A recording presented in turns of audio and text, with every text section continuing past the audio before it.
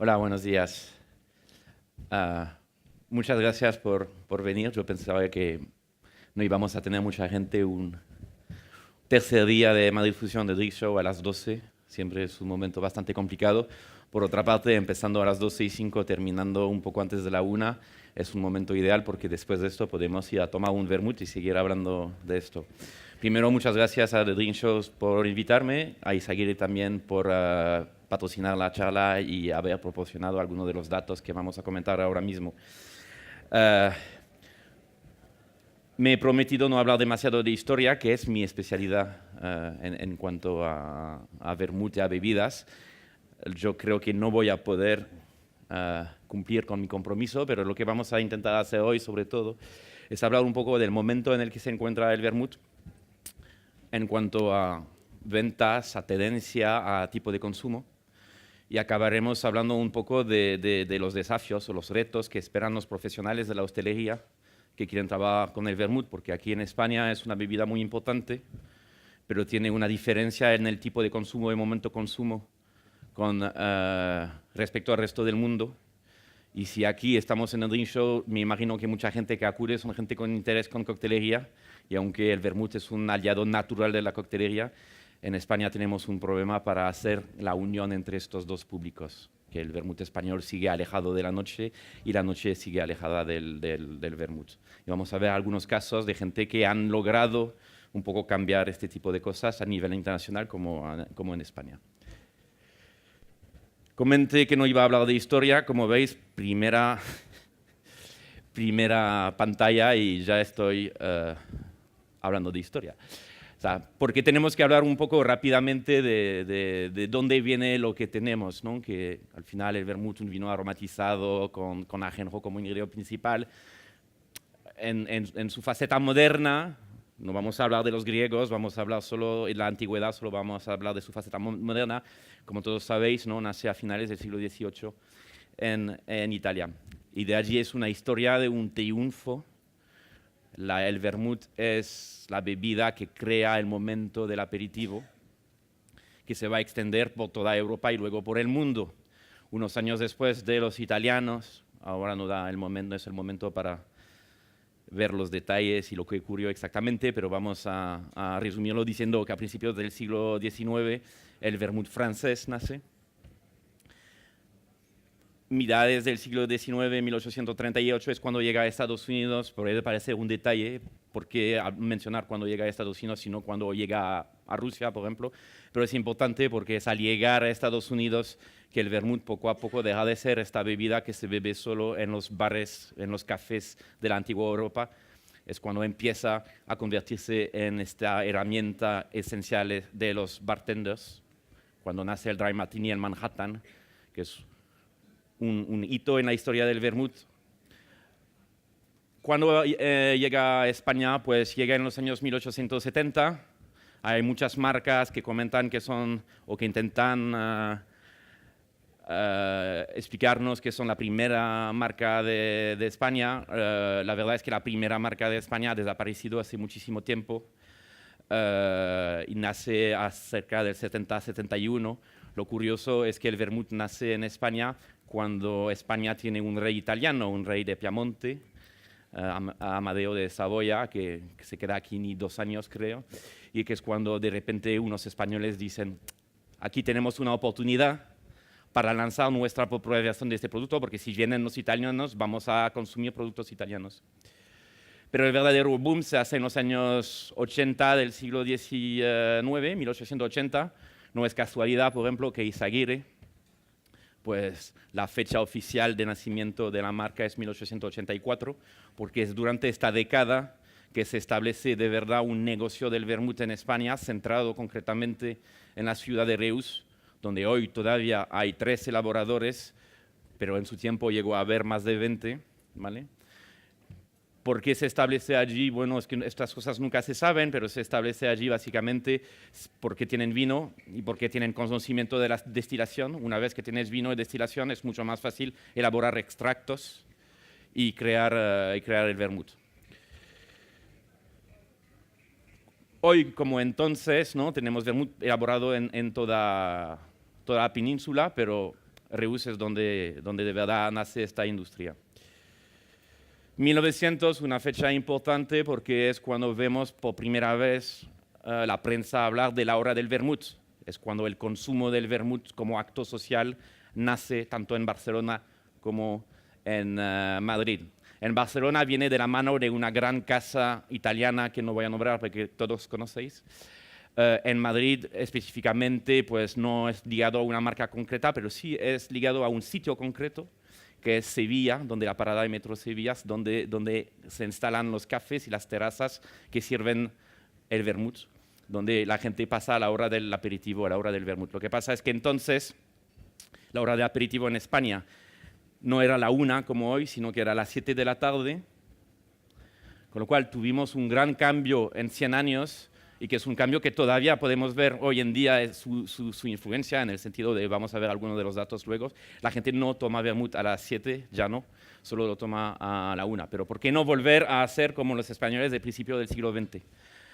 A principios del siglo XX, ¿quién bebe vermut? Hoy en día es todo el mundo, es una bebida que tiene una imagen muy popular, barata, de producto barato, ¿no? Que no tiene un coste muy alto, pero hace 120 años era al contrario un público de élite, la aristocracia, la burguesía madrileña y barcelonesa, porque era un producto caro, que es también una cosa que ha cambiado a lo largo del siglo y que nos cuesta quizás un poco recuperar un consumo un poco más de alta gama, porque en España todavía se tiene la concepción del vermut como un producto barato. Eso es una concepción que nace más o menos en los años 50, después de la Guerra Civil, después de la Segunda Guerra Mundial, cuando la economía española empieza a crecer, es cuando por fin la clase obrera se puede acercar a este tipo de bebida.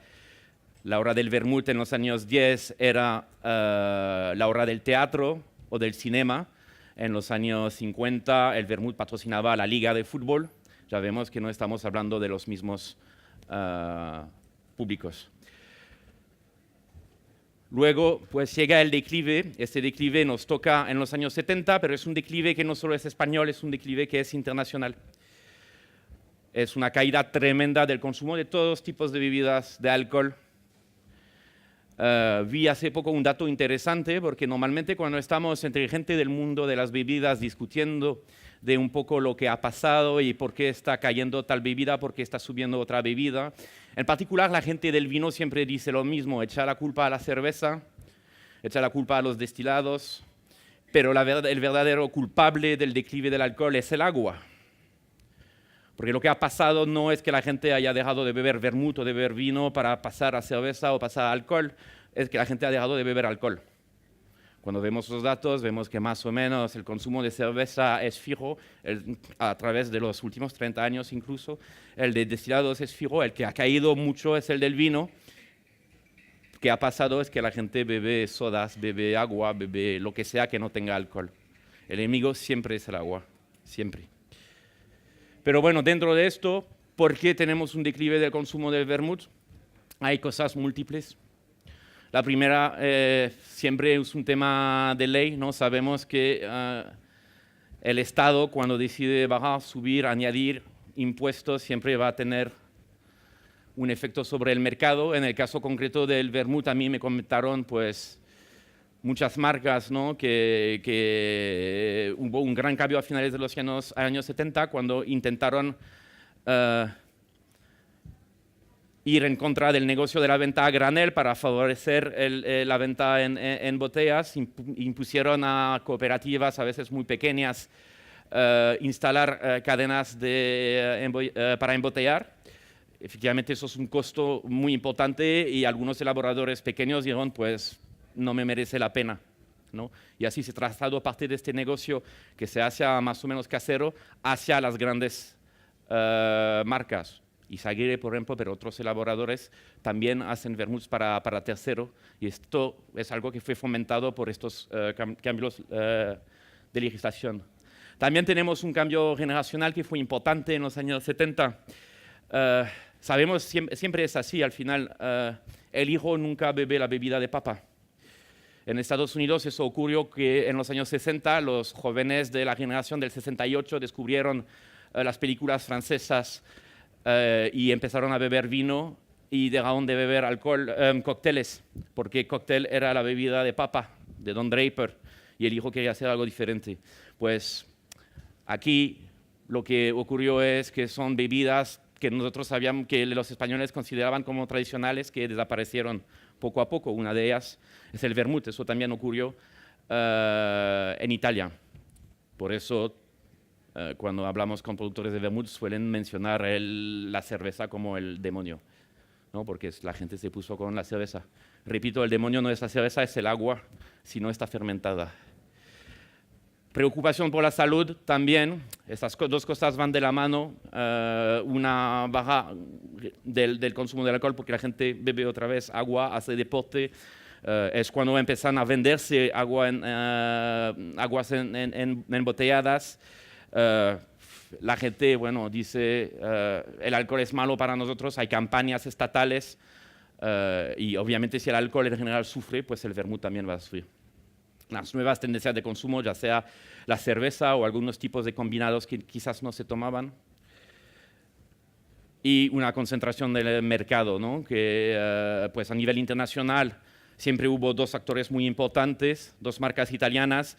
Esta tendencia pues fue a mayores, con incluso marcas pioneras como en Italia, por ejemplo, Cora, casi desapareciendo, que era la primera marca en venderse fuera de Italia. Ahora mismo es residual porque el mercado se lo han comido los grandes. Lo que quedaba, lo poco de que quedaba, pues se lo han quedado los grandes. Ahora mismo estamos en un escenario totalmente distinto. Todos habréis leído en revistas de tendencia que el mercado del vermut está creciendo, que el vermut es tendencia. Pero ¿eso qué quiere decir exactamente? Yo cuando estuve escribiendo mi libro, El gran libro del vermut, fui visitando una decena de elaboradores en 3 países y todo el mundo me estaba hablando de datos de crecimientos alucinantes. Me acuerdo de un par de marcas aquí en España mencionando un crecimiento de 30%, que es una barbaridad, es muchísimo, sobre todo en un sector como el sector del alcohol, ¿no? Pero ¿qué pasa de verdad? Pues el crecimiento global que se prevé para los años que vienen es de 5%, más o menos. No son 30%, pero no está mal. Eso quiere decir que de verdad hay un movimiento que se cree, una dinámica positiva alrededor del vermut. El año pasado, según los datos que me enviaron, en España tuvimos un crecimiento de 4.2%. Está muy bien, pero hay que quedarse con 2 cosas. Teníamos un crecimiento de más de 7% en 2016, con lo cual estará un poco bajando, y para nosotros que estamos trabajando con bares y tal, es también interesante ver que por primera vez, eso es una novedad del 2018, en los últimos años, crece más en el sector de alimentación que en hostelería, que decía que la gente está comprando vermut para beberlo en casa, más que el crecimiento está más de este lado que del lado de los bares y de los profesionales. ¿Por qué vuelve el vermut? ¿Por qué tenemos este crecimiento en la categoría? Allí tenemos que hacer una diferencia tanto entre España y el mundo.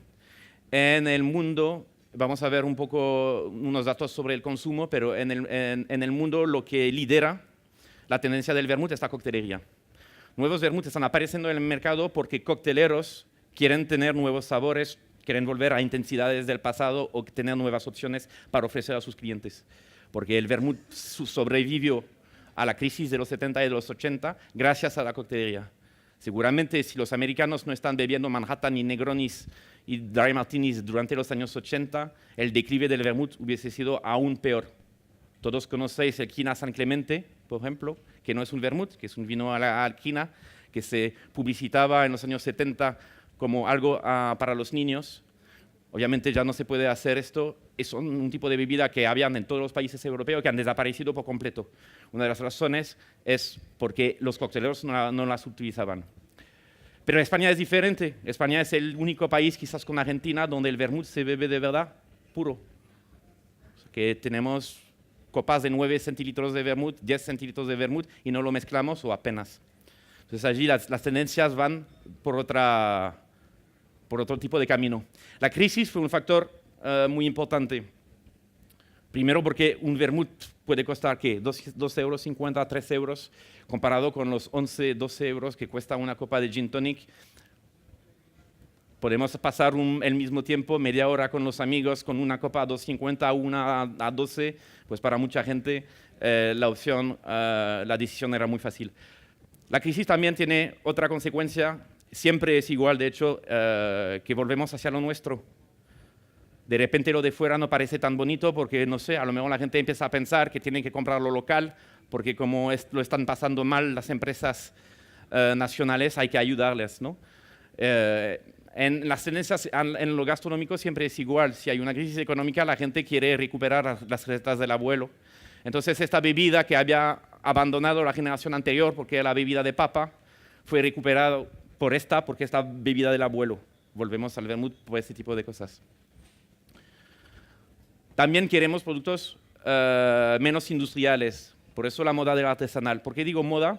Porque la verdad escondida, el secreto un poco del negocio del vermut, es que aunque muchas botellas ponen artesanal, la mayoría de ellas están producidas por las mismas casas que hacen el producto mayoritario que consideramos industrial. Muy poca gente elabora de verdad vermut, o la gente que lo hace, pues que es complicado elaborar un vermut.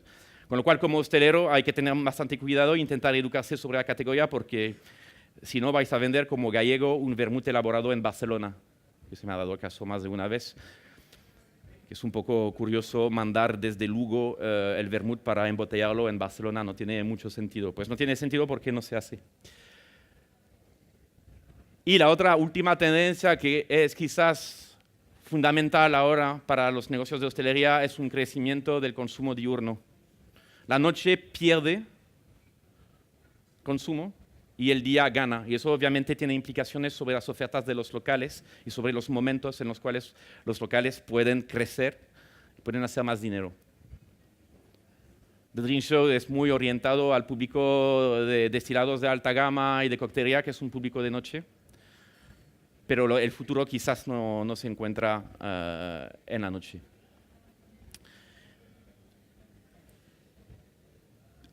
Pedí un favor a Izaguirre de hacer como una mini encuesta, eso no tiene nada de científico, sobre cómo se consume vermut en España. Planteamos 3 opciones, que no sé si se ve bien. Una es el vermut solo con hielo, con sifón, en coctelería o otros. Otros tienen más voto que coctelería. Por otros, mucha gente ha puesto dentro de otros vermut con tónica, que es una de las maneras que han venido utilizando las marcas para promocionar el vermut. Eso quiere decir básicamente que 93% del vermut en España, si esto tiene carácter científico, que no lo tiene, pero se aproxima bastante a la realidad, 93% del vermut se consume fuera de la coctelería. En Estados Unidos, 99% del vermut se utiliza en coctelería. Solo 1% de un mercado enorme, que representa unos 15%, yo creo, del mercado mundial de vermut, solo 1% de este mercado enorme es consumo a la española, ¿vale? O sea, vemos la diferencia tremenda entre España y el resto del mundo. No tengo los datos exactos, pero las marcas suelen decir que efectivamente, a nivel mundial, de todos modos, la tendencia no es tan extrema, pero el vermut se mezcla. España es, como ya lo dije, con Argentina, quizás el único país donde no es así. Para hablar de datos, aunque tenemos aquí un portfolio donde entran vermut seco, vermut blanco dulce, vermut rosado, vermut rojo, más del 70% del consumo aquí es de vermut rojo, ¿no? Se ha visto algún repunte en el vermut blanco, pero lo esencial es el rojo y de preferencia de grifo, que es una de las grandes ilusiones del público español. Cree que el vermut de grifo es el mejor vermut. Normalmente es el más barato de cada casa, porque es una cuestión de volumen y se sirve en back-in-box. Que también es una oportunidad para un negocio porque se puede vender un poco, el margen es más interesante. Pero si queremos hacer crecer la categoría y educar al público, tenemos que poder explicarle en algún momento que el vermut bueno es el que se vende en botella. Aunque me imagino que eso vaya a cambiar con cada vez más marcas poniendo a disponibilidad de los hosteleros vermut de calidad tipo reserva en back-in-box. Eso es una evolución que me imagino que ya se está dando. Volviendo al tema del tipo de consumo, si 93% del consumo del vermut en España se hace fuera de la coctelería, pues tenemos un porcentaje más o menos igual de consumo ahora de aperitivo, más del 90%, que es una locura. Si vemos cuándo se bebe vermut en España, es que es alucinante. Veis los momentos del día y pasamos del vermut, 1 de cada 2 consumidores de hora de aperitivo se pide un vermut y menos de 2% se pide un vermut durante la noche. Eso nos dice primero, bueno, la conclusión es obvia, pero además nos dice si hay cocteleros en la sala, que los cocteleros siempre se ven como muy importante, y para mí es muy importante, me encanta, pero es que el consumo de coctelería es residual en España, no representa nada. Se puede hacer dinero, obviamente, pero el dinero de verdad no está allí. Crecimiento de consumo diurno, baja de consumo de noche, ya lo hemos comentado. También vemos cada vez mayor consumo de bebidas con alcohol. Eso ha beneficiado sobre todo a la cerveza, pero también beneficia o puede beneficiar al vermut.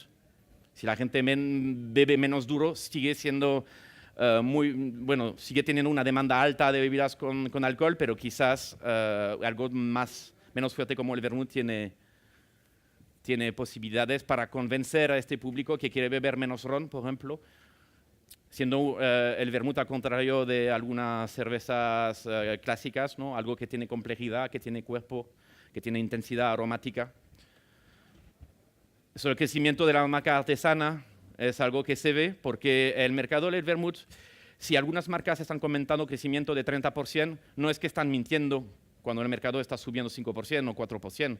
Es sencillamente que el pastel se hace un poco más gordo, pero sobre todo se reparte muchísimo más. La marca líder del mercado en España tiene 1 de cada 2 litros de vermut que se venden, es una marca sola que lo vende, pero esta marca cada año está perdiendo porcentaje.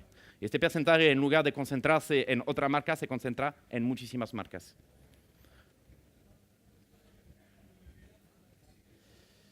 Pero claro, esto pinta muy bien. Las preguntas que tenemos que hacernos ahora mismo es cuál es exactamente el futuro de una bebida que está ligado tan fuerte con un consumo concreto. Está genial controlar el momento aperitivo, tener esta identidad, el vermut aperitivo, pero ¿cuáles son las posibilidades más allá de los cambios de tendencia del consumidor? Es decir, ¿podemos vender vermut en España fuera de este horario?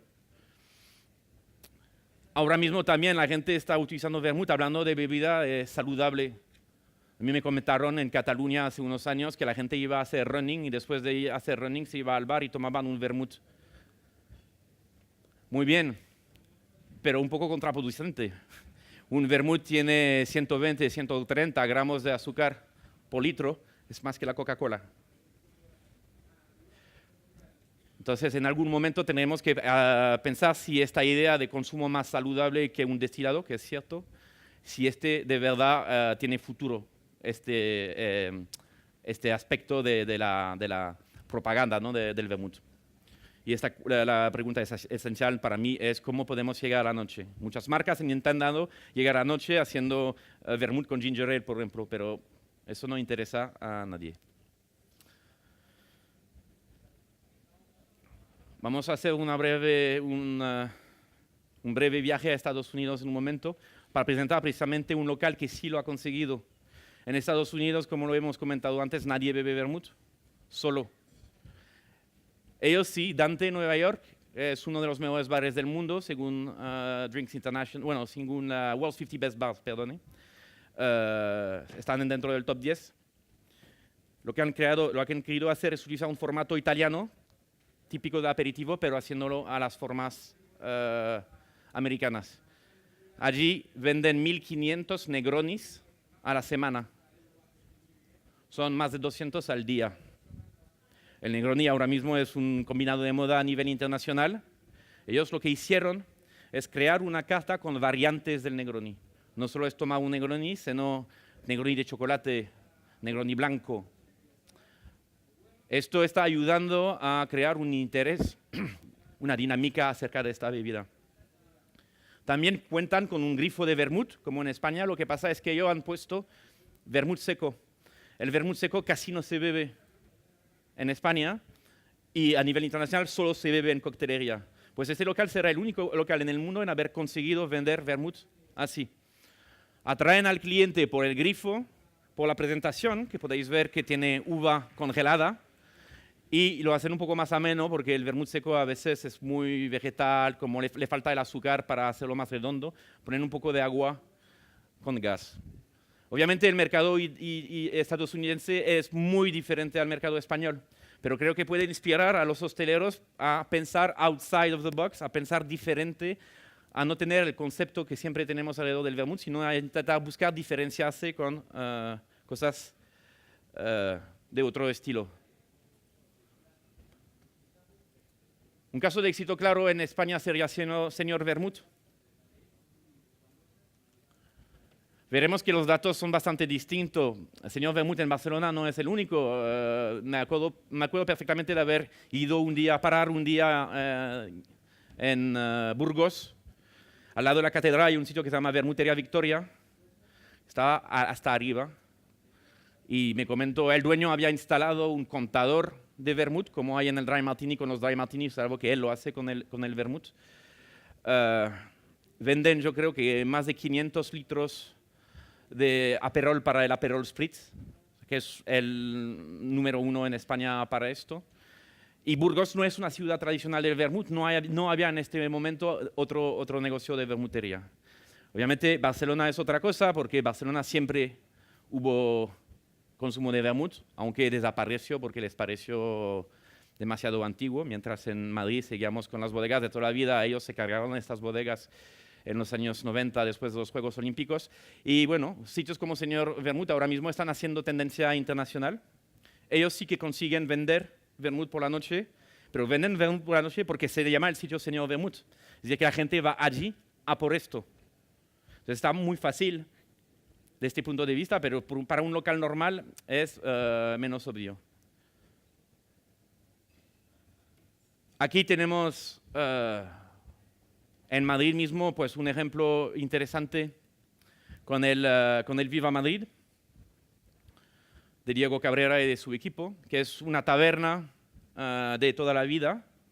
No sé si habréis ido o no, os lo recomiendo. Han recuperado esta taberna, esta bodega antigua, le han dado un nuevo lustre y allí lo que es interesante es que es un coctelero que va a por el negocio de la vermutería. ¿Qué está intentando hacer Diego y qué es un modelo? ¿Por qué es interesante Viva Madrid? Es porque quiere unir estos dos públicos, el público del día y el público de la noche. Es natural que el público de la noche, ya que el negocio de la noche, repito, está bajando, vaya a beber un poco más temprano. Entonces lo que habían hecho las coctelerías es abrir sobre las 5 de la tarde, 6 de la tarde, el llamado after work, donde la gente venía después de haber trabajado el viernes a tomarse su primer gin tonic o un Negroni o un Manhattan, ¿no? El siguiente paso natural es abrir un poco más temprano, que es cuando se crea este momento del tardeo que tanto fascina a la gente de marketing ahora mismo. Pero que es complicado para todos porque son un poco unas horas muertas que bebemos a esta hora, pasamos gin tonic, y es el momento que está intentando ganar Diego y que creo que tiene que estar ganando el vermut. ¿Y cómo se hace esto? Pues entre otras cosas es obvio que tenemos que tener una oferta gastronómica. El vermut no se entiende sin comida. El momento del aperitivo español es muy ligado a cosas de este tipo, como Gildas. Entonces, en Viva Madrid han decidido trabajar con el mejor proveedor de Gildas de la ciudad y también tener una oferta gastronómica de tapeo español un poco diferenciado, un poco más original para seducir al público del aperitivo, que no es fácil para un coctelero. Y que muchos van a decir, nosotros tenemos coctelería, no podemos hacer lo que ha hecho Diego, porque no nos llamamos Diego Cabrera, que Diego Cabrera es el barman o el segundo barman más conocido del país. Las marcas le comen en la mano, eso dice la gente, piensa la gente, es muy fácil para él. No es tan fácil que es mucho trabajo. Pero no es porque no tenéis los contactos de un Diego Cabrera que no podéis tener una pequeña oferta gastronómica, porque al final ofrecer esto, ofrecer alguna tortilla o ofrecer unas buenas latas, no hace falta una cocina de gran calidad, ¿no? Es una manera fácil de incrementar las ventas. Me comentaba Diego que él ofrece su media combinación con la Gilda para o sea, podéis pedir la media combinación sola o la podéis pedir con Gilda. 90% de la gente la pide con Gilda. 90%. Eso quiere decir que estás vendiendo más. Y el 10% que pide la media combinación o el vermut sin la Gilda es porque está pidiendo comida. 100% del consumo de vermut de día y de tarde en Viva Madrid se hace con comida, que también es otro incentivo para poner comida en los bares. Es más dinero, ¿no?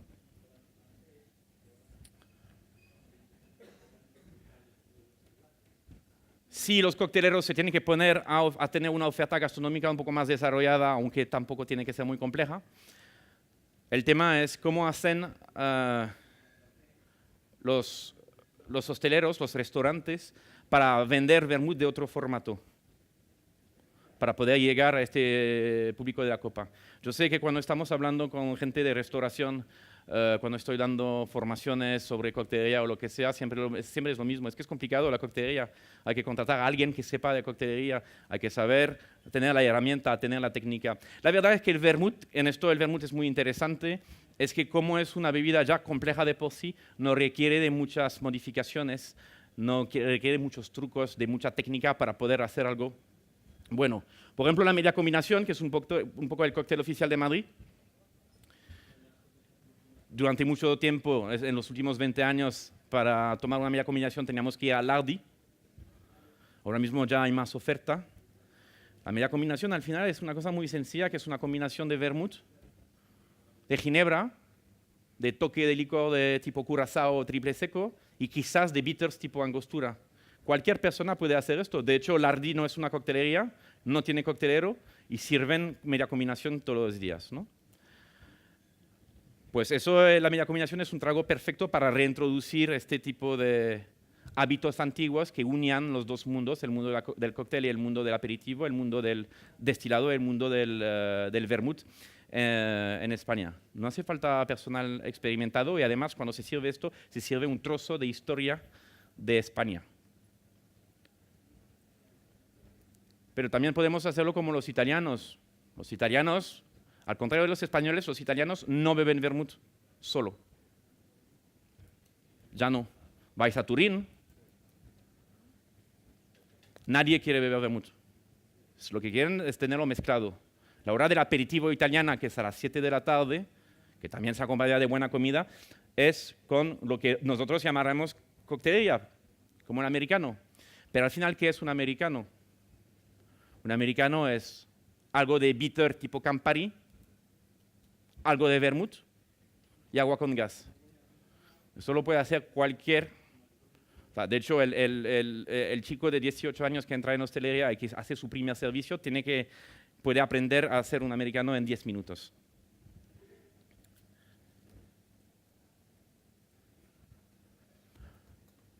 El vermut cassis aquí nadie lo va a hacer en España porque no es una bebida que tiene historia, pero para mí es un ejemplo interesante eso es un tipo de servicio típico de Francia.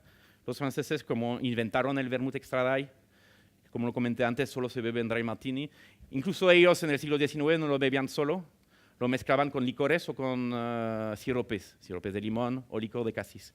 El vermut cassis era la bebida más popular de los aperitivos franceses en el siglo XIX. Es una oportunidad porque el problema de algunas referencias es si estamos vendiendo solo 25% de vermut blanco y quizás menos de 1% del volumen del vermut en España sea vermut extra dry, eso quiere decir que son botellas que cogen el polvo.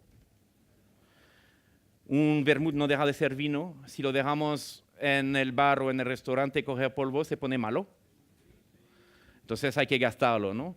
Pues la coctelería, con cosas muy básicas como añadir un poco de cassis al vermut seco, permite gastar 9 centilitros de vermut seco en lugar de gastar el medio centilitro que se utiliza para hacer un dry martini. Allí hay más rotación, todo el mundo se beneficia, tanto Izaguirre con sus ventas, con la rotación del producto, como el hostelero rentabilizando algo que está ocupando espacio que no debería ocupar. Esas son técnicas, son tipos de recetas que no son complicadas de hacer y que además puede llamar a un público que quizás está dejando la noche porque el consumidor hoy tiene entre 35 años para arriba y a lo mejor tiene niños y no quiere estar hasta las 1000 en los bares, pero sí quiere tener complejidad en la bebida y buscar cosas nuevas. Entonces, en lugar de buscar el utópico unicornio que te permite beber vermut a las 2 de la mañana, pues el secreto será en recuperar este tipo de receta para asegurarse que haya más consumo más temprano, ¿no? Que yo no creo que el secreto, el tema sea en la noche. Esta imagen viene de Dante, en Nueva York, que los que lo han comprado una fuente de Negroni. Eso permite al cliente, obviamente tiene que pagar, no es gratis, pero se puede acercar y servir. Eso sobre todo lo utilizan en eventos. No estoy diciendo que lo que tenéis que hacer es instalar en vuestros bares, restaurantes, hoteles una fuente de Negroni. Pero que las bebidas como con el vermut, como se suelen mezclar con destilados, no suele haber zumo de fruta en el producto, se pueden conservar y se pueden preparar con antelación. Incluso si no tenéis personal formado, incluso si no queréis pagar a alguien más para preparar las bebidas, un Negroni se puede embotellar antes de servicio y servirse poco a poco. Cuando Dante vende 1500 Negronis, es porque tienen Negronis de grifo y Negronis de botella. Porque 1500 es mucho dinero en Estados Unidos, 1500 Negronis son $30,000, más o menos, 25,000. Mucho dinero en una semana para un local. Pero incluso estos 25,000, si tienes que prepararlos todo a mano durante el servicio, te quita tiempo para hacer otras cosas. Por eso se automatiza todo. ¿Cuáles son...? Es un poco abrupto la transición, pero después de hablar un poco de servicio y de maneras de vender el vermut, repito, yo no estoy convencido que el futuro del vermut sea de convertirse en una bebida para todo el día, de 24 horas, pero sí de crear este puente entre dos públicos, que es el público del mediodía y el público de la noche. Podemos observar, más allá del consumo, algunas tendencias en el marketing y en el tipo de vermut que se pone en el mercado. Tenemos un buen ejemplo aquí, de hecho. Como podéis ver, aquí hay una botella que es bastante diferente, tanto por imagen como por tamaño, ¿no? De las otras, que es a mí me comentan eso, salió ¿cuándo? ¿En octubre, en noviembre, en septiembre? Aquí tenemos el Herbal Vintage, según tengo entendido, es una receta que tiende a recuperar la identidad del vermut de antes, ¿no? Que eso es una de las grandes tendencias del mercado, intentar recuperar recetas auténticas para ofrecer, sobre todo al hostelero, bebidas de mayor complejidad que también pueden dar juego para coctelería. Se me ha pasado. El packaging, ahora mismo hay muchísimo trabajo sobre el packaging, vais a ver cosas muy llamativas en los bares, pero bueno, ya somos bastante viejos para saber que eso no quiere decir que el líquido dentro es muy bueno. Se vende también mucho el tema de la proximidad. En Cataluña ahora mismo, pues yo creo que ya no hay nadie que compre un vermut que no sea catalán. En Galicia igual. Y en Andalucía empezamos poco a poco a ver las marcas que se posicionan como la marca del sur. Ya lo he comentado antes, esta proximidad tiene algo de mentira, que el vermut gallego de Barcelona no es una historia que cuento por contarla, que es verdad, que ocurre cada vez más.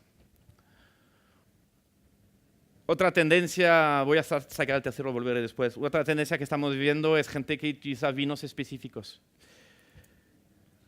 Vamos a vender un vermut con, yo qué sé, si somos una casa gallega con albariño, si somos una casa catalana, vamos a decir que utilizamos vinos 100% catalanes. Vamos a utilizar vinos jerezanos. Eso es un poco la tendencia del mercado porque llama también la atención y permite subrayar esta proximidad. Para mí es una buena idea para vender. Lo que pasa es que cuando estoy catando estos vermuts yo no identifico el vino base, porque no podemos olvidar que lo esencial en un vermut siempre es la base aromática, es el sabor que le da todo el extracto de productos botánicos. Pero bueno, otra vez, una cosa es lo que detectamos en la copa, otra cosa es lo que hace vender, lo que se pone en la etiqueta, que eso son dos cosas muy distintas. Y eso, vermut de sabores. Ahora mismo, por lo visto, todo el mundo se está posicionando a nivel internacional para dar sabores nuevos. Sabores nuevos puede decir, volvemos a lo antiguo con cosas más medicinales, o volvemos a lo más amargo, o al contrario, lo hacemos más suave. Desgraciadamente también quiere decir, hacemos vermut con mango. O sea, vendrá el momento de la ginebra, tiene su momento con la fresa, vendrá desgraciadamente este momento con el vermut. Lo pongo porque hay que ponerlo, pero yo prefiero ignorarlo. Y espero que los hosteleros estén de mi lado a intentar ignorar esta cosa, porque no necesitamos un vermut con sabores, necesitamos vermuts buenos. Pero la verdadera batalla que se va a dar en los años que vienen es el tema del azúcar. Porque es por el azúcar que el vermut va a tener el problema de esto de imagen de salud, lo comenté antes. Imaginaos los vermuts italianos, que son mucho más intensos, mucho más amargos que los españoles. Pero ¿por qué son intensos y amargos? Tienen que tener más azúcar. Tienen 180 gramos de azúcar de medio, más o menos, en un buen vermut italiano. Un vermut español tendrá entre 120 y 140. Como lo comenté antes, es más que la Coca-Cola. Lo que estamos viendo es poco a poco el vermut bajando la cantidad de azúcar. Hace unos meses solo veía vermuts de unos años de 140 a 130 gramos. Ahora mismo me está llegando vermut de 100 gramos de azúcar, 80 gramos de azúcar, 70 gramos de azúcar. Lo que pasa es que muchas veces no son tan buenos, porque el azúcar no solo es un tema de uso, también es un tema de estructura.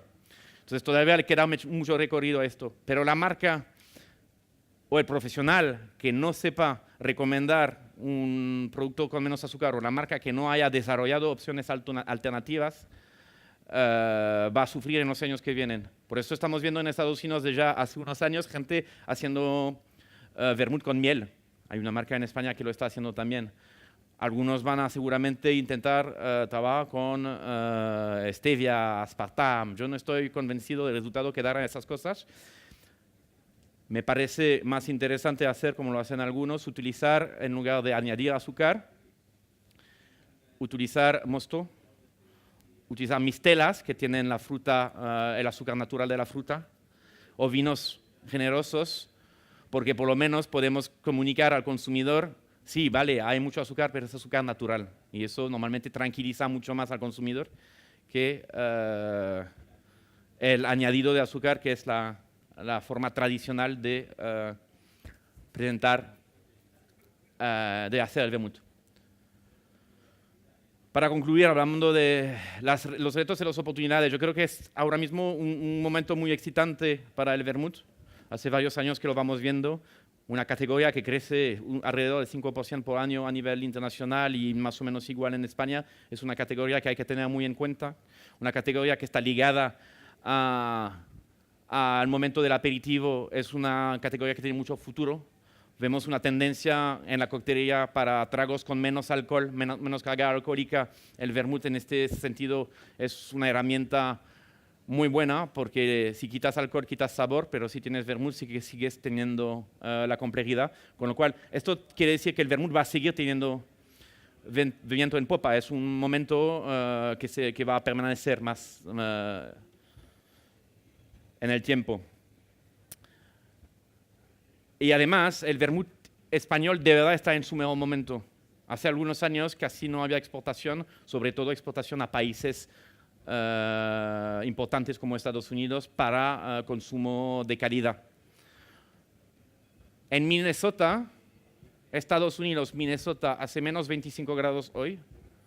O sea, no solo son miles de kilómetros de aquí, pero además son 36 grados de diferencia. Pero allí hay bares que sirven vermut de grifo. Y este vermut de grifo no es el italiano, es el español. Si en Minnesota se vende vermut español, es porque el vermut español está corresponde un poco a lo que está pidiendo el consumidor. ¿Y qué está ofreciendo el vermut español que no está ofreciendo el vermut italiano en este caso? Es precisamente menos intensidad aromática, más suave, más dulce, de percepción más dulce. Es un consumo que se puede repetir.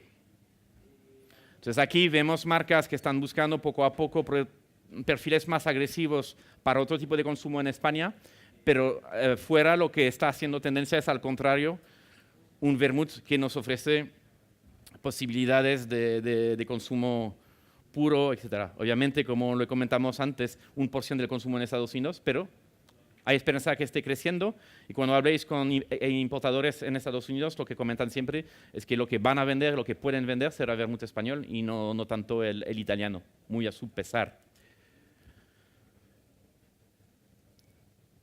Estas son las oportunidades, pero nos quedan muchos problemas. Lo de unir los dos públicos, día y noche, ya lo hemos comentado bastante, no voy a volver sobre él. El azúcar lo hemos comentado también. El desarrollo de lo premium. Cuando escribí el libro del vermut, fue en 2015, lo estuve escribiendo en 2014-2015, y preguntaba, ¿cuál es el vermut premium? ¿Cuánto vale en España? Pues vale 9 euros la botella. Fuera, el vermut premium era a 25. Eso quiere decir que cuando las marcas de fuera llegaron con sus ofertas a 25 euros, no lo vendieron. Ahora mismo el premium sería de 12, 13 euros. Hemos subido un poco. Se ve que la gente está consumiendo un poco más, está dispuesta a pagar un poco más para vermut.